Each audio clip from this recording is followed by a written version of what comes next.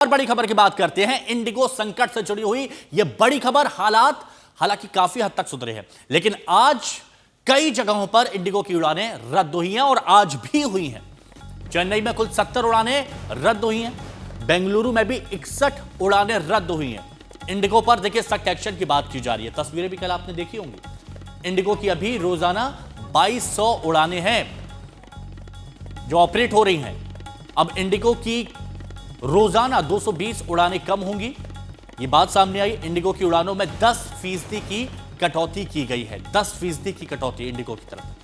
अब दूसरी एयरलाइंस को आवंटित होंगे ये इंडिगो की जो 10% स्लॉट्स हैं जो इंडिगो से कटौती की गई हैं। समझिए 2200 उड़ानें अभी इंडिगो रोजाना ऑपरेट कर रहा है, लेकिन अब यहां पर आप समझिए कि 220 उड़ानों की कटौती होगी और ये दूसरी एयरलाइंस को ट्रांसफर की जाएगी, क्योंकि इंडिगो की वजह से इस देश के यात्रियों को, मुसाफिरों को बहुत परेशानी झेलनी पड़ी है। कई लोगों की आंखों से आंसू निकले। कई लोगों को कई घंटों तक, कई दिनों तक एयरपोर्ट पर इंतजार करना पड़ा।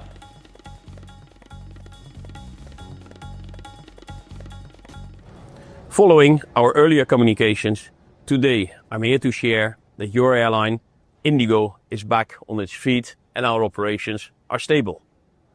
We've let you down when a major operational disruption happened, and we're sorry for that. The beauty of air travel is that it brings together people, emotions, ambitions, and aspiration. And we know that you were traveling for various reasons. Thousands of you could not travel, and we are profusely apologetic about that. और देश में जब भी कोई मुद्दा तूल पकड़ता है, बड़ा होता है, तो उस पर सियासत भी होती है, सवाल भी उठाए जाते हैं। कांग्रेस की तरफ से इमरान मसूद क्या कह रहे हैं, सुनिए।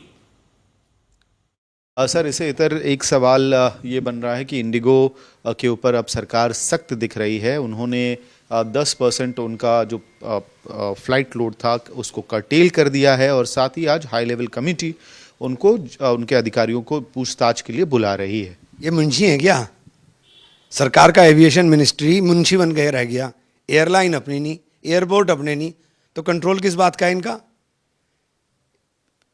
एयरपोर्ट प्राइवेट लोग चलाएंगे, एयरलाइन प्राइवेट लोग चलाएंगे, तो आपका कंट्रोल क्या है? कानून आपके पास नहीं। कानून से आप कंट्रोल कर सकते हो, कानून भी आपके पास नहीं। आप तो रेगुलेशन पर चला रहे हो, नियमों पे थोड़ी ना चलेगा, कानून से चलेगा। कानून बनाइए।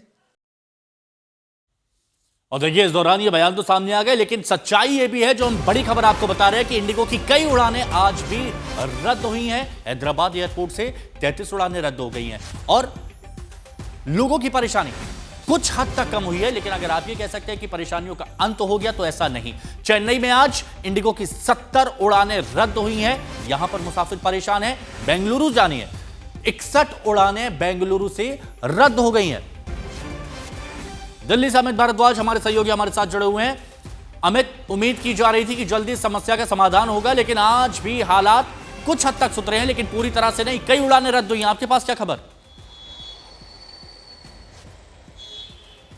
हिमांशु, देखिए इस बाबत अब एक प्लानिंग है। इंडिगो ने, अगर आप दिल्ली के ही एयरपोर्ट की बात करेंगे तो सूत्रों के हवाले से हमें ये कंफर्मेशन मिला है कि 9 दिसंबर से लेकर 15 दिसंबर के बीच दिल्ली में 750 से ज़्यादा उड़ानें रद्द कर दी हैं इंडिगो ने। प्लान्ड कैंसिलेशन है, यानी कि यात्रियों को इसके बारे में जानकारी पहले ही दे दी जाएगी ताकि वो एयरपोर्ट जाके परेशान ना हो। अब सवाल ये उठता है कि जब वो रिफंड लेते हैं या रिस्केड्यूल कराते हैं, तो ऐसी स्थिति में रिस्केड्यूल से तो फिर भी काम चल जाएगा, लेकिन रिफंड लेते हैं तो क्या उसी कीमत पर दूसरे एयरलाइंस में टिकट अवेलेबल भी है या नहीं? एक बड़ी परेशानी का मामला ये भी आ रहा है यात्रियों के लिए।